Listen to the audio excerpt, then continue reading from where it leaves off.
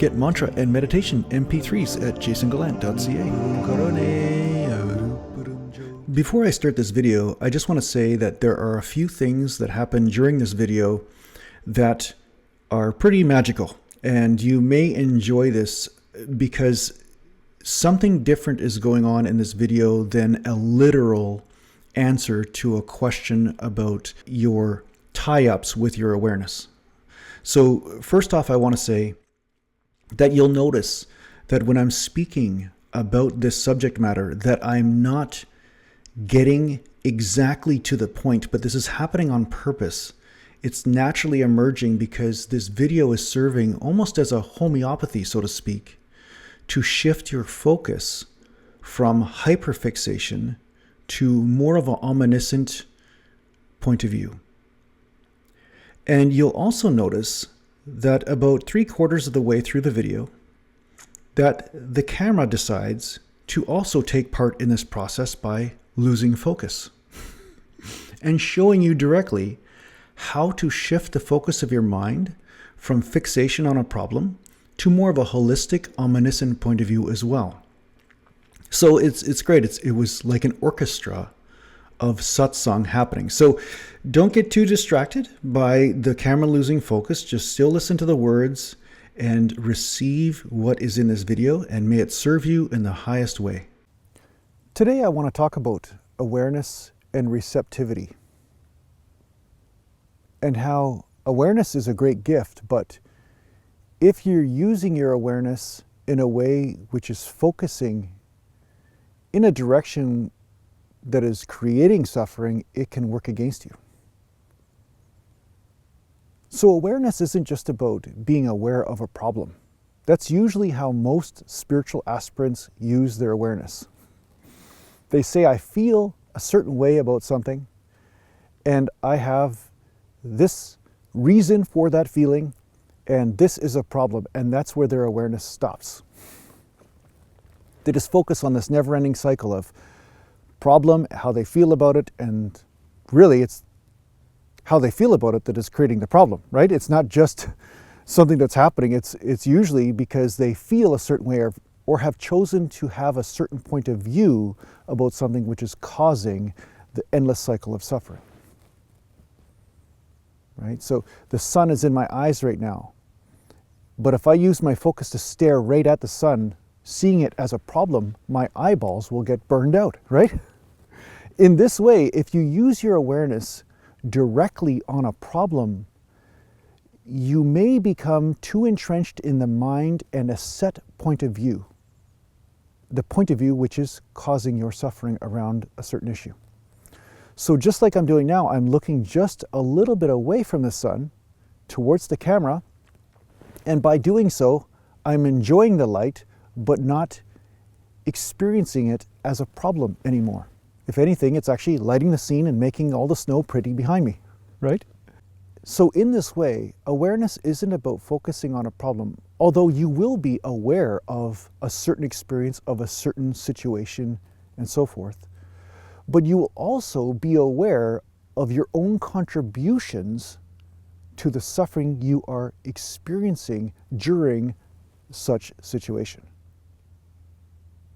So it's your contribution to the suffering that you're becoming aware of, not necessarily the situation itself, although the situation will highlight this experience within you.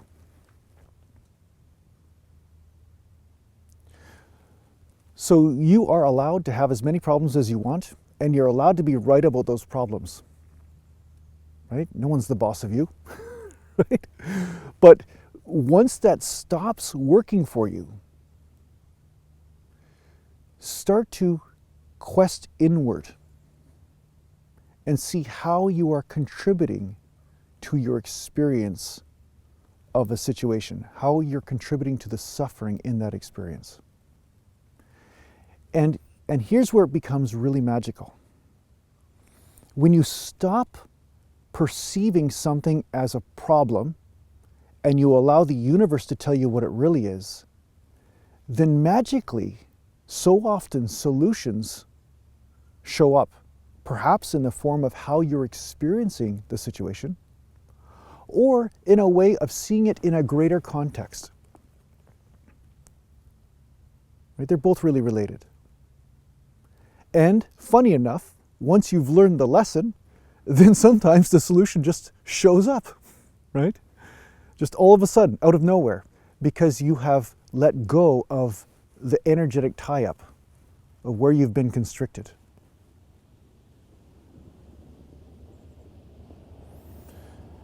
So the way you're experiencing something is really a lot to do with you.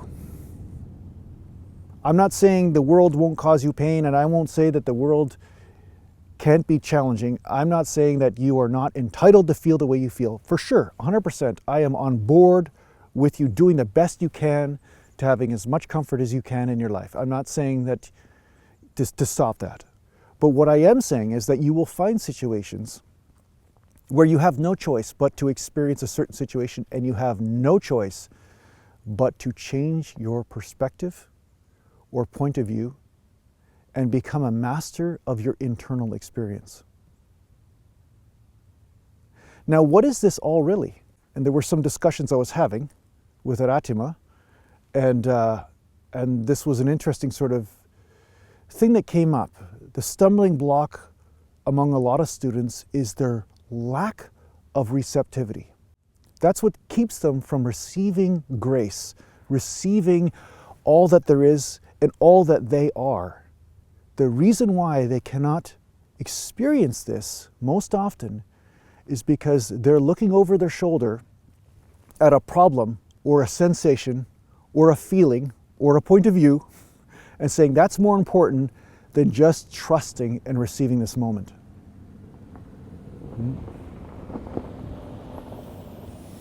As you can see, I'm on the logging road, and I have to trust that that truck did not run me over.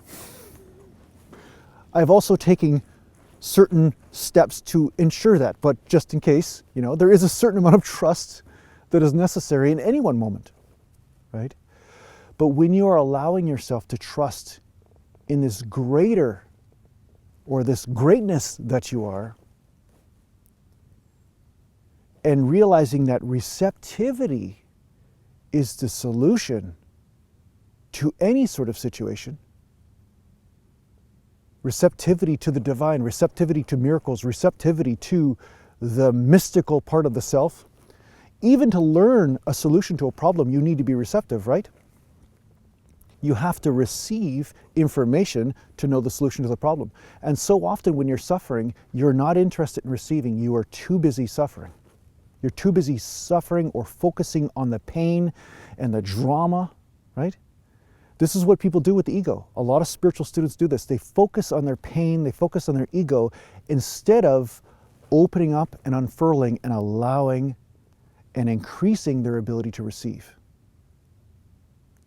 something other than what they know. What is something other than what you know? Well, it's definitely something other than your present point of view, which is creating the suffering.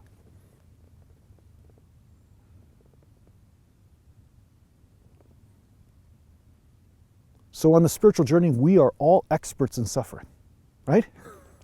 But what you're trying to do is increase your ability to receive the solutions through a greater unconditionality that is within you, a greater comfort, a greater peace, a peace that is so peaceful it can encompass all sorts of stuff on the outside, all sorts of drama, everything. All this life and death and everything of incarnation can happen, but there is this knowingness that emerges from within you of unconditionality, this experience of just everything's okay, even though it can be so dramatic. It's an omniscient point of view. That's what you're receiving. You're receiving that. And as long as you're focused on only seeing your own problems, your own stuff, you will be forever caught in this cycle of symptom, cure, or symptom band-aid, more like. Because then there's always another symptom that you have to fix, or go to some healer to fix, or have some sort of conversation with a friend to deal with, right? So this is mastery. Mastery has a lot to do with receiving. It has to do a lot with you not being a master at all, but more like a baby to the universe, willing to receive all of the gifts that it is giving to you.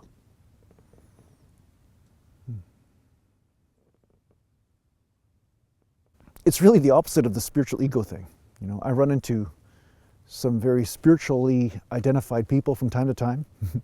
They've always got a different hat on, or a different bead, or a different hoop through the ear, or something like that. They're always virtue signaling how spiritual they are.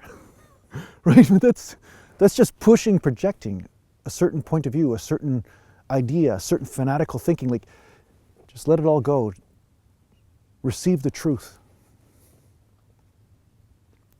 We are becoming truth receivers. And if you're suffering, the truth has not been revealed to you yet, at least not to this present point of view. So let go of the point of view and fall into truth. Receive it.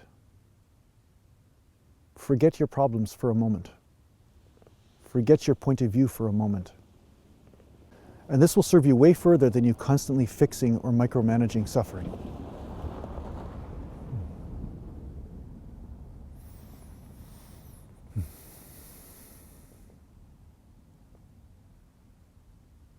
So I hope this helps you on your spiritual journey. Take care for now. Are you interested in working with a spiritual teacher in a formal setting? Well, perhaps the Wisdom Life School is for you. If you're interested in checking out what the Wisdom Life School is all about, just go to aratima.com.